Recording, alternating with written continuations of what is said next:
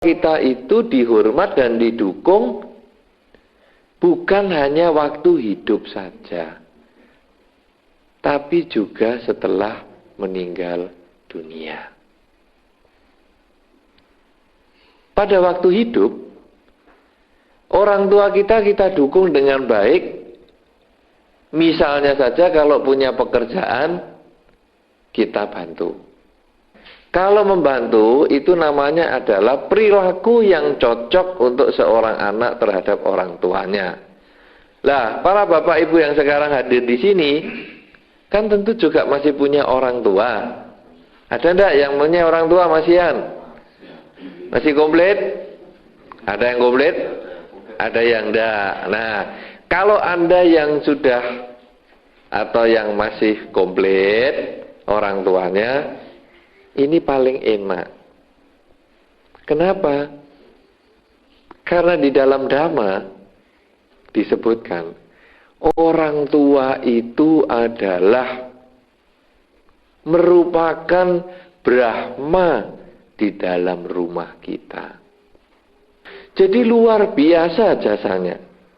Karena itu kalau Anda yang masih punya orang tua di dalam rumah, wah, itu kesempatan menanam jasa yang sangat besar. Kenapa demikian? Di dalam Anguttara Nikaya disebutkan bahwa di dunia ini ada dua orang yang paling berjasa untuk kita, yaitu ayah dan ibu. Dikatakan bahwa walaupun kita menggendong ayah kita terus-menerus, atau orang tua kita, ibu kita itu terus-menerus, atau kita memijit-mijit dia terus-menerus, atau kita memberi harta dia sebanyak-banyaknya, itu belum bisa membalas jasa orang tua. Malah pernah ada satu cerita perang zaman dulu. Ada orang prajurit jenderal begitu, jenderal perang zaman dulu, wah naik kuda perang toh, dipanah sama musuhnya, kena matanya. Wah, terus gimana? Kan dijabut toh panahnya. Nah zaman dulu kan panah kena mata, cewabut gini matanya ikut. Kayak gudir gitu. Iya toh? Apa yang dilakukan orang ini? Matanya diambil dari panah itu toh. Terus dia pakai dimakan. Apa yang dia katakan? Ini pemberian ayah dan ibu saya. Jangan sampai kebuang. Nah, emplok. Ini kan luar biasa, menghargai pemberian ayah dan ibu. Lah, dikatakan di dalam Dharma bahwa kita itu tidak bisa balas jasa orang tua, kecuali kalau kita bisa memberikan kesadaran kepada orang tua. Orang tua yang belum punya keyakinan, kita kenalkan Dharma. Orang tua yang perilakunya kuarpe sendiri, kita bisa mengajarkan dia menjalankan sila. Orang tua yang kikir, kita bisa mengajarkan dia untuk berdana. Orang tua yang kesadarannya lemah, kita bisa ajarkan dia untuk meningkatkan kesadaran dengan meditasi. Kalau bisa mengajarkan orang tua untuk punya keyakinan, mengajarkan orang tua untuk memiliki kemoralan, mengajarkan orang tua untuk berdana, mengajarkan orang tua untuk memiliki kebijaksanaan dengan bermeditasi, maka dikatakan di dalam Dharma, jasa anak kepada orang tua bisa melebihi jasa orang tua kepada anaknya. Nah, jadi para bapak ibu, saudara-saudara, Anda yang masih punya orang tua, nomor satu Anda harus jaga milik Anda ini. Ya. Biasanya cewek-cewek ini kadang-kadang kalau sudah di kota, nih, ada enggak yang sudah di Surabaya, di kota-kota besar sudah ada belum? Ada? Mana? Balik sini lagi? Atau sudah hilang? Sudah tidak pernah balik? Itu kalau cewek-cewek sudah dari kota besar ya, nanti dititeni. Bapak-bapak, ibu-ibu yang anaknya di kota besar, dititeni. Alise wis hilang belum? Loh, ini gampang aja toh. Hah? Saya gampang. Biasanya kalau sudah di Surabaya, di mana alise hilang, digambar. Ya toh? Bener enggak? Ibu-ibu, bapak-bapak, ibu-ibu, ini nom-nomnya calon ibu gitu ya. Bener enggak? Lah. Padahal alis ini kan pemberian orang tua. Diilangi. Itu baru alisi. Kalau yang sudah lebih luar biasa lagi, hidung dipindah posisinya. Dulu posisi menghadap ke atas, dipindah menghadap ke bawah. Bosen dipindah menghadap ke samping. Ya, kalau didandani ben apik ndak masalah, gitu. Tapi kalau sampai kadang dirusak, ya anak laki kadang-kadang ditato-tato awake, ada? Yang ditato-tato di sini? Ada? Tidak, untung. Nah, untung kalau tidak. Ada yang ditato-tato, misalnya ngerusak bandane wong tua, merusak pemberian orang tua. Kenapa? Karena anak di dalam dharma itu ada 3 macam. Anak yang pertama adalah anak yang punya watak sama dengan orang tuanya. Dulu dikasih apa sama orang tuanya, itu dipertahankan. Kasih rambut, dipertahankan sampai panjang nggak dipotong. Ada loh itu jurus itu. Yang tidak mau potong rambut seumur hidupnya, eman, karena itu merasa pemberian orang tua. Punya kumis, pelihara terus. Nah, kalau bapak kumisnya dipotongi enggak? Potongi. Itu loh yang belakang itu lah kumis. Pak kumis. Dipotong enggak? Enggak. Kok cuman segitu panjangnya? Lah kalau tidak dipotong kan mestinya panjang. Nah itu ada ilmu yang nggak motong kumis, nggak motong jenggot seumur hidup. Itu ada. Kenapa? Karena ini merasa pemberian orang tua. Nah, ya itu ya boleh saja. Tapi kadang-kadang itu juga tidak berkembang. Misalnya para bapak ibu dulu diwarisi ayahnya atau ibunya sawah 10 ru. Gede nggak itu 10 ru? Kecil ya? Berapa di sini? 200 ru ya. 10 ru ini untuk tandur lombok. 200 ru misalnya. Dulu bapaknya mewarisi 200 ru. Setelah bapaknya meninggal, tetap 200 ru terus. Nanti diwariskan anaknya ya 200 ru lagi. Terus begitu. Itu namanya anak sing podo karo wong tuane. Ilmunya sama. Tapi ini lebih baik daripada anak sing lebih elek daripada orang tuanya. Nah, diwarisi 200 ru. Hari ini diwarisi, besok tinggal 50. Lah itu banyak togel, toto gelap. Di sini ikut ngeramesi enggak nih, Mat? Hah? Ada. Nah, jangan sawahnya ikut tombok, nombok ya. Ini soalnya wah, ini di Blitar sekarang baru meriah nih. tutu-tutu gelap ini. Saya pikir apa ya, Ngunut Silorejo ini termasuk kena pengaruh juga. Ya, lah itu bisa tombok. Agennya banyak. Bapak ikut agen enggak? Enggak. Nah, ya udah. Ojo agen ya, Pak. Nombok ae. Nah, jangan juga nombok ya. Nah, jadi kita jadi anak yang lebih jelek daripada orang tua. Iki yang rapi. Pasti ini lebih tidak baik. Lebih baik anak yang sama dengan orang tuanya, tapi jangan sing elek. Ya. Nah, jadi kalau anak dikasih 200 rum misalnya, berapa tahun lagi? Jangan sampai menjadi lebih sedikit. Umat Buddha. Dulu sini pimpinannya siapa? Umat Buddha yang pertama di sini sing mimpin siapa? Pak Sarwono. Waktu Pak Sarwono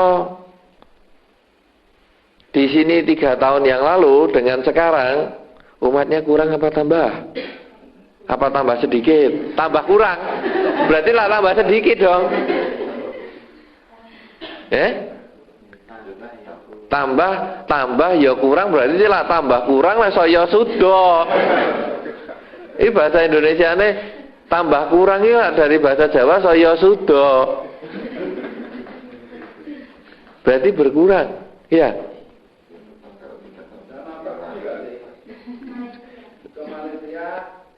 Sama pergi. Nah, tapi yang kecil kan tambah gede. Yang sekarang masih kecil SD kan jadi tambah gede toh. Nah, jadi secara jumlah bertambah atau berkurang atau sama. Bertambah. Wah, HP. Bertambah tua atau jumlahnya bertambah. Nah, ya bagus. Nah, ini berarti tipe anak atau ciri anak yang ketiga.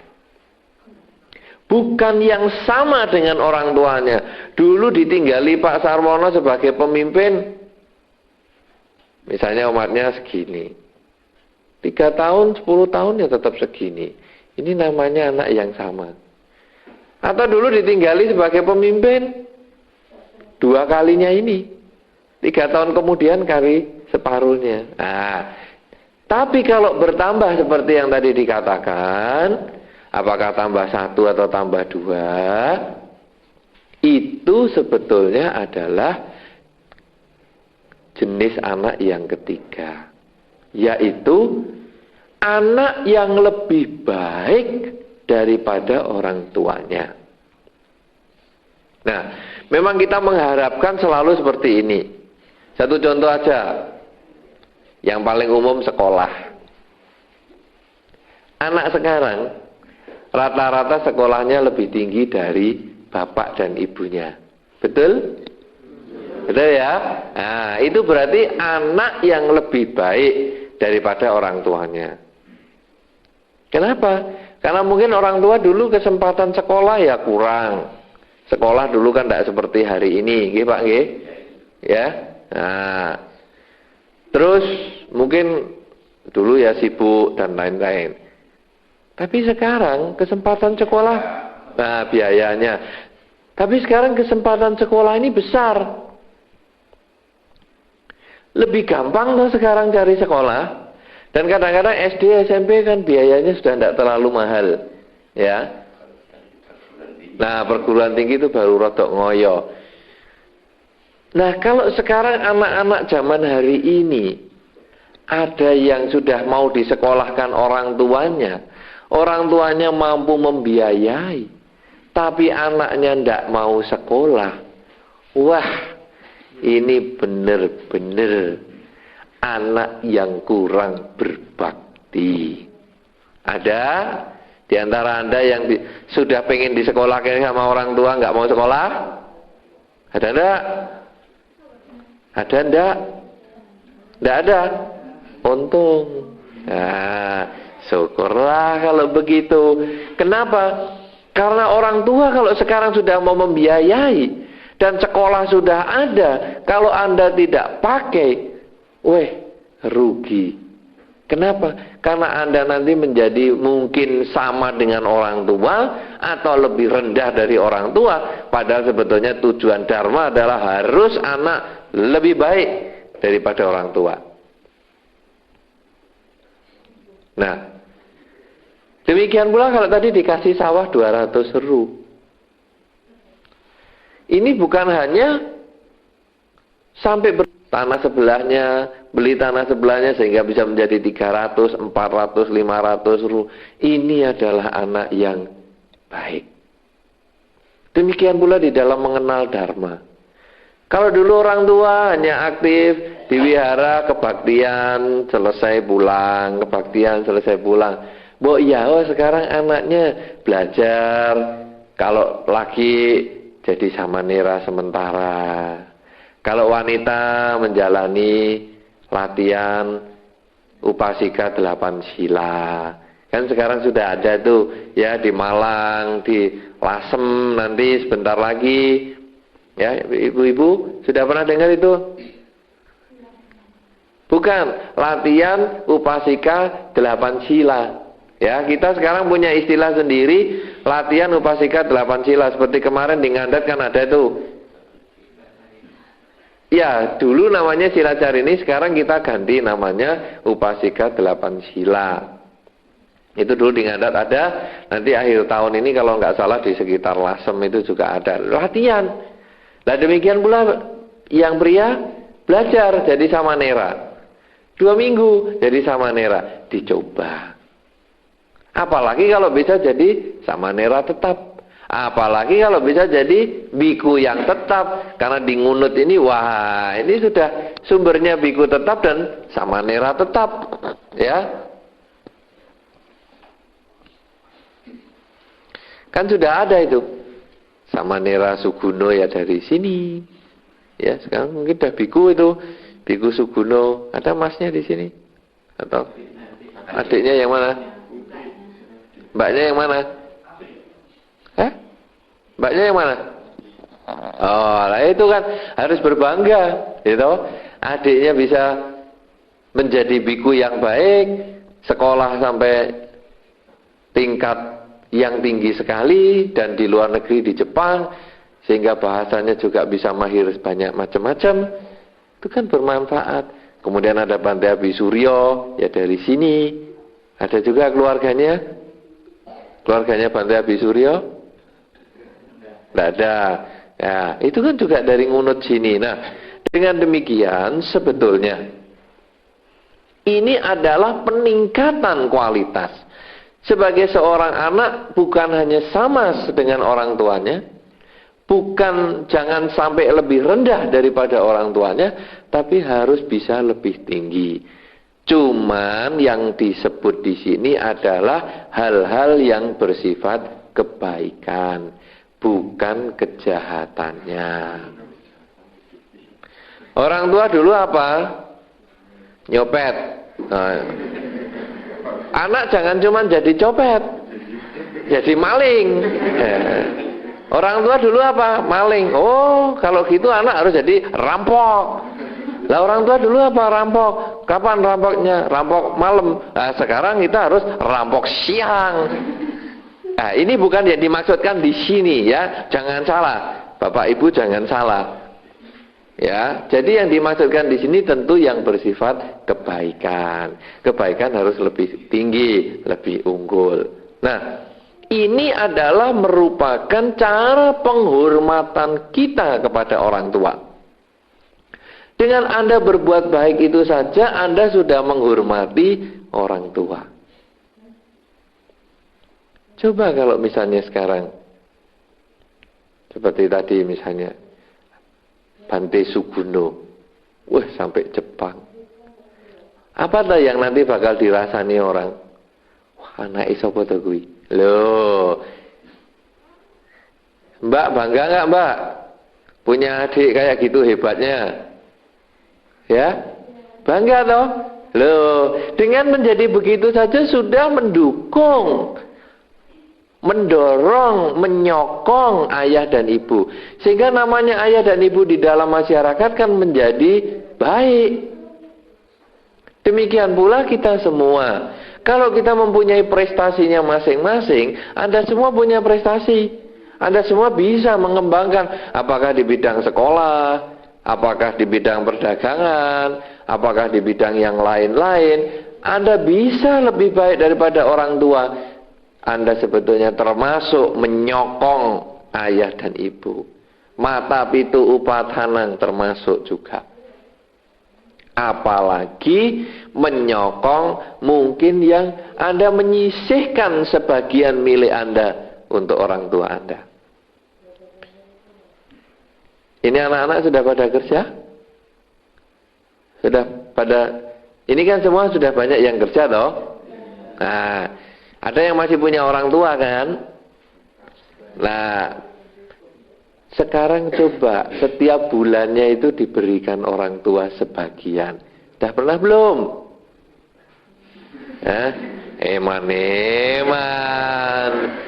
Jangan dong. Orang tua, sekarang kan Anda sendiri terutama ini kan sudah punya anak. Apa tuh di belakangnya rame terus? Anak-anak ya, suruh agak tenang dulu. Ya, gitu. Supaya tidak terganggu. Ini enak soalnya suasana sepi, kalau terganggu yang kecil-kecil sayang. Suruh tidur aja dilus-lus. Nah, sekarang kan Anda sendiri kan punya anak. Sebagian di antara Anda sudah punya anak. Anda kan bisa ngerasaki. Piye carane nganak-anake anak. Gitu. Makanya kan kalau ada tamu ke rumah, kan kadang-kadang orang tahu, "Walah wis to ora usah dianak-anake." Ya, kan pernah gitu toh. Maksudnya apa tuh itu? Jangan seperti dianggap anak lah, kan anak itu kan jadi apa tuh butuhnya? Kita kan usaha. Banyak orang mengatakan begini, kalau orang jahat-jahat itu kan mengatakan gini, saya itu kalau nggak punya uang, nggak makan, bisa. Tapi jangan anak saya. Loh, gitu?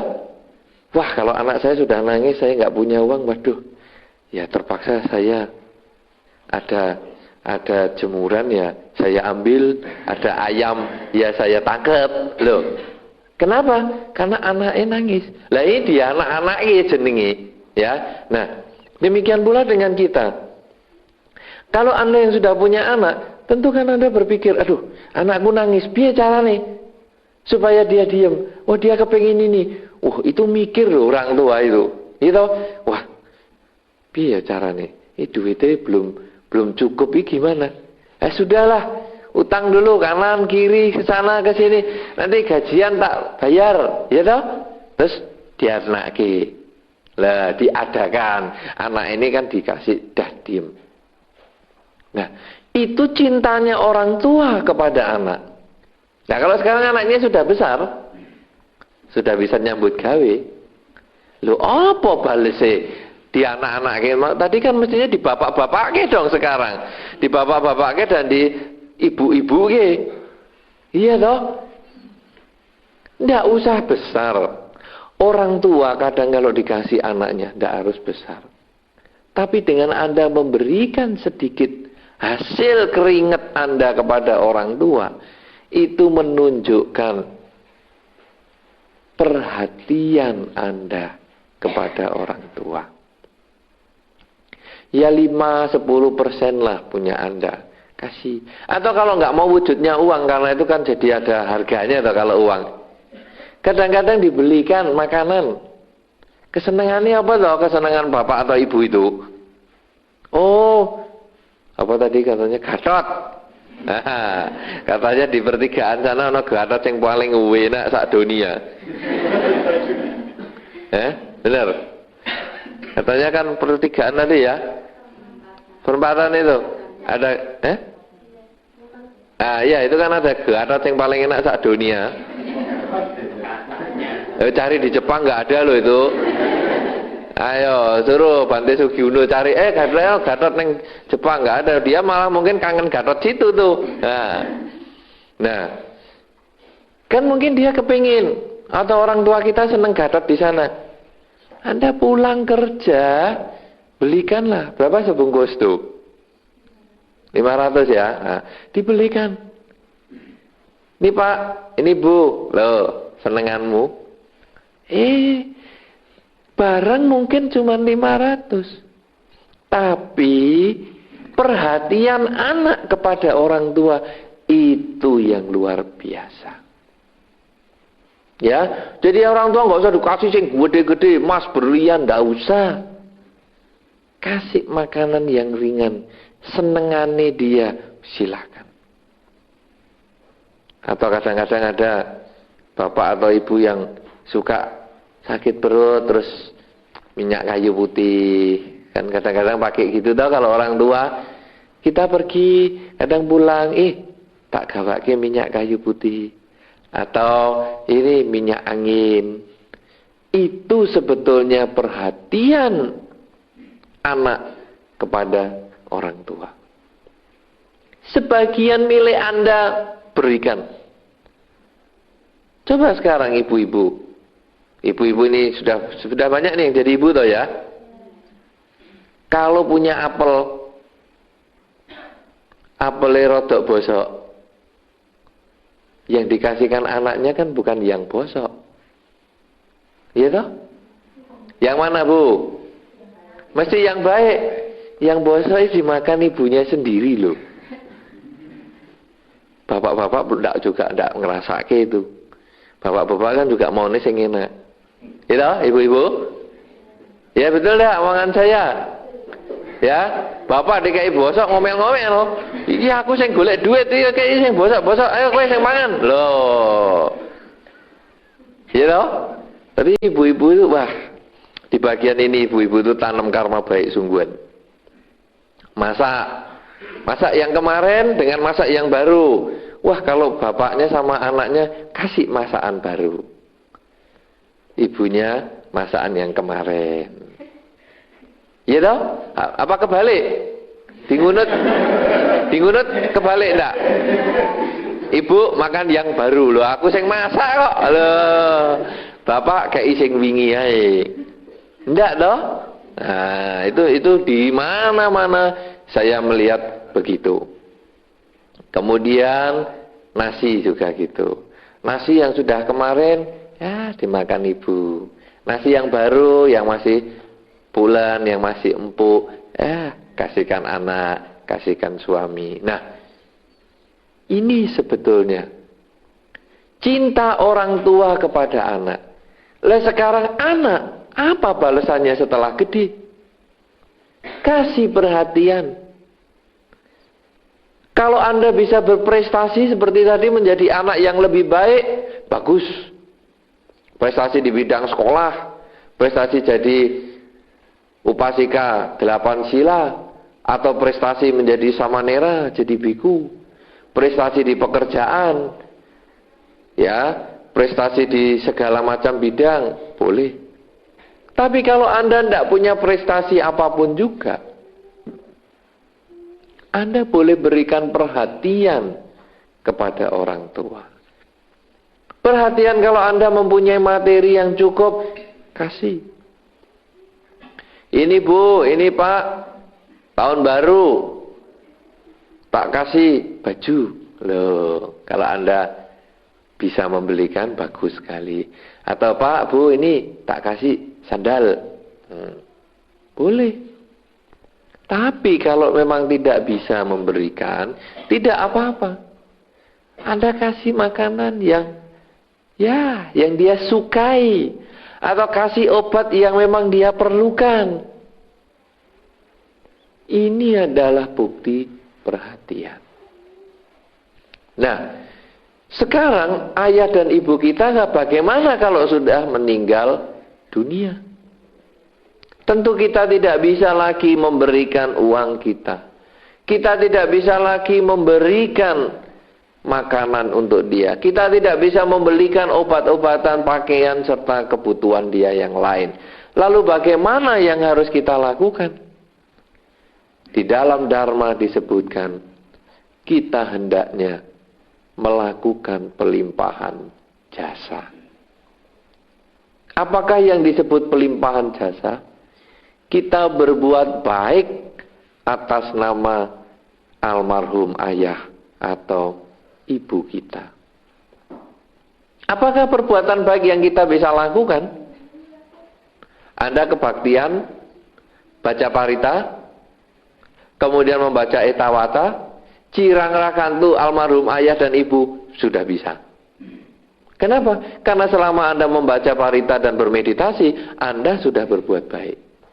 Selama membaca parita 15 menit atau 20 menit, pikiran Anda, ucapan Anda, perbuatan Anda diarahkan menuju kebaikan. Anda di rumah baca parita enggak? Tidak. Iya, tidak. Tidak iya. Nah, bingung. Ada yang iya, ada yang tidak. Nah, saya ada yang kadang-kadang. Punya cetia semua nggak di rumah? Ya, coba tunjuk jari. Siapa yang punya tempat cetia di rumah? Hah? Belum? Belum punya tempat tinggal. Di kamarnya boleh. Di kamar dikasih gambar Buddha. Kalau nggak punya patung, nggak punya apa, nggak masalah. Dikasih gambar Buddha, tempat kita biasa puja bakti pagi atau sore, itu sudah termasuk cetia. Ya, siapa coba yang punya cetia di rumah? Wah ya jelas. Ya, terus 1, 2, terus siapa lagi? 3, 4, 5, ya. Pak Raja punya. Tadi barusan ngomong nggak punya. Katanya belum punya rumah jadi nggak punya. Padahal setia itu tidak harus yang rumit dengan segala macam perlengkapannya begini. Tidak. Setia itu pokoknya tempat sembahyang kita. Lah sekarang siapa yang baca parita sering-sering? Ya saya tidak tanya pagi, sore, siang, malam, sehari, sering-sering aja. Siapa yang sering baca parita? 1, 2. Walah cuma 2. Ya para bapak ibu, kalau Anda ingin membalas jasa orang tua yang sudah meninggal, salah satunya Anda sering baca parita dan etawata cirang ragantu almarhum bapak dan ibu Anda. Itu sudah seperti Anda memberikan perhatian Anda tadi kalau masih hidup dibelikan gatot di pojokan perapatan itu. Barang boleh kecil, barang sederhana, tapi perhatian Anda itu loh yang nilainya mahal. Itu yang tak ternilai. Gatot harga 500 rupiah, ada harganya. Tapi perhatian Anda, mau berhenti, mau nginget ada orang tua, mau bawa barang itu gue nyeneng-nyeneng ke hatinya orang tua. Itu yang tak bisa dinilai harganya. Itu mahal sekali. Cobalah Anda. Kalau sekarang misalnya Anda punya anak yang masih kecil gitu aja. Lalu ketika Anda ulang tahun, anak ini memberikan misalnya aja, ini Bu, aku nabung. Kamu kan juga ngasih aku 50 rupiah, 100 rupiah, tak tabung. Ini loh, 1.000 rupiah untuk ulang tahunmu. Uang 1.000 itu tidak besar di zaman sekarang. Ya toh? Tapi anak Anda umur 3 atau 4 tahun yang Anda biasa kasih 50, 100 itu ngumpulkan dan Anda diberi pada waktu ulang tahun, mungkin Anda waktu terima bisa menangis itu. Kenapa? Karena perhatiannya itu yang tak ternilai harganya. Itu tak ternilai sungguhan. Orang boleh ngasih orang tuanya berjuta-juta, tapi kalau nggak ada perhatian seperti itu, nggak ada artinya. Tapi ia mengasihkan 1.000 rupiah. Anak 3 atau 4 tahun, ingat ulang tahun ibunya, atau ingat ulang tahun bapaknya, dan dia kasihkan dengan tulus dan ikhlas. air mata itu bisa menetes. Demikian pula saudara-saudara, ketika orang tua kita udah meninggal, tidak perlu barang yang mewah-mewah. Membaca parita, pelimpahan jasa kepada ayah dan ibu, itu sudah termasuk berbuat baik. Kalau Anda mau lagi, Anda bisa kembangkan. Anda bukan hanya membaca parita, Anda khusus berbuat baik atas nama ayah dan ibu yang sudah almarhum. Bagaimana caranya? Misalnya Anda bertekad, oh ini mau peringatan wafatnya almarhum. Lalu bagaimana? Itu ada pakaian bekas, saya mau sumbangkan kepada panti asuhan. Atau saya di sana ada makanan kering, mie instan atau apa, saya sumbangkan ke panti asuhan atas nama bapak dan ibu. Itu bisa dikerjakan. Nah, pada malam hari ini keluarga Pak Sarwono pada saat 3 tahunan wafatnya almarhum atau nyewunya melakukan pelimpahan jasa, yaitu mengikuti petunjuk ayahnya. Gitu? Ini kan petunjuknya ayahnya toh? Atau karepe bocah dewi. Jadi kalau dulu bapak nggak nyuruh, nggak dikasihkan dong. Loh, gimana nih? Pripun Pak? Pripun? Ngoten. Rumiyin menawi bapak mboten pesen, mboten anu dong, mboten diserahke nggih. Nggih, ngoten. Anjen amargi dipeseni diserahke, menawi mboten pesen mboten diserahke. Lho, lak ngoten to. Nah. Ya. Nah, orang yang berbuat baik setelah disuruh itu dapat karma baik juga. Cuman tidak terlalu besar dibandingkan ketika orang itu punya niat sendiri untuk berbuat baik. Nah, saudara-saudara, pada peringatan 1000 harinya Pak Sarwono ini, keluarga mengikuti petunjuk ayahnya almarhum untuk berbuat baik atas nama almarhum.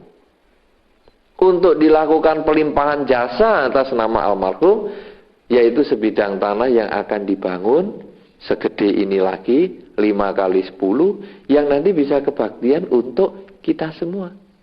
Ya, dan itu nanti adalah milik sangga. Sehingga siapapun juga Anda datang, silahkan. Ya, Anda bisa meditasi sendiri dan yang lain-lain. Kita nanti bikin pengurus dan sebagainya sehingga nanti Anda bisa aktif di sana. Ya, cuman di seberang situ aja. Ya, nanti pembangunannya segera akan kita mulai. Nah, ini jelas pelimpahan jasa yang sangat besar nilainya. Kenapa? Karena berdana tanah wihara itu berbeda dengan dana-dana yang lain. Karena wihara ini menjadi sarana orang untuk memberikan dharma. Sarana orang mengerti dharma. Sarana orang untuk praktek dharma. Sasana untuk berbakti. Sasana untuk belajar dharma. Sasana untuk praktek dharma. Yang itu buah jasanya besar karena di dalam dhamma dikatakan sabadanang tamak danang jinati. Dari seluruh dana, dhamma-dana ini yang paling tinggi. Dengan kita bisa membangun wihara bersama di tanah yang di depan itu yang diberikan oleh keluarga Pak Sarwono, itu akan merupakan dana dhamma. Siapa tahu dari pembinaan di sana ada yang menjadi biku. Siapa tahu ya orang yang belajar dan berlatih di sana mencapai kesucian. Ini jasanya sangat besar. Apalagi seperti yang tadi dikatakan di dalam Anguttara Nikaya.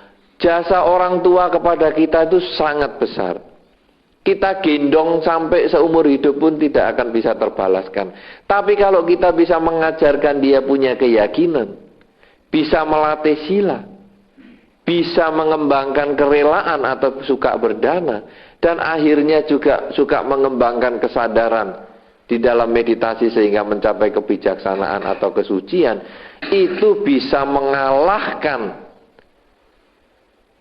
nilai yang telah pernah diberikan orang tua kepada kita. Jasa orang tua kepada kita bisa kita ungguli dengan mengajarkan kepada orang tua kita hal-hal seperti itu. Dan semua kebaikan yang Anda lakukan itu bisa Anda limpahkan kepada sanak keluarga Anda sendiri yang sudah meninggal. Apakah itu orang tua Anda? Apakah itu kakek nenek Anda? Apakah itu orang tua dalam kehidupan yang lampau Anda? Itu bisa Anda limpahi jasanya. Sehingga manfaat kebaikan ini bukan hanya untuk Anda sendiri, tapi manfaat kebaikan ini bisa dirasakan oleh almarhum yang sudah meninggalkan kita semua. Oleh karena itu saudara-saudara, mendukung, menyokong ayah dan ibu bisa secara ketika mereka masih hidup atau sudah meninggal. Ketika mereka masih hidup, marilah kita perhatikan kebutuhan dia. Walaupun kecil, ayolah kita beri kebutuhan dia. Apakah obat-obatan atau makanan kesenangan dia. Yang kedua, kalau orang tua sudah meninggal, marilah kita beri pelimpahan jasa. Pelimpahan jasa tidak harus mahal nilainya. Tidak harus nanti setiap kali ada yang meninggal lalu penyerahan sertifikat. Tidak harus. Tetapi Anda dengan membaca parita, melimpahkan jasa, bisa. Berdana kepada panti asuhan, bisa dilimpahkan jasanya. Apalagi yang punya niat untuk memberikan tanah untuk wihara, ini tentu saja bisa juga. Itulah yang perlu saya sampaikan pada malam hari ini. Semoga dengan kekuatan kebajikan yang kita lakukan ini, bisalah kita mewujudkan salah satu ayat di dalam Manggala Sutta.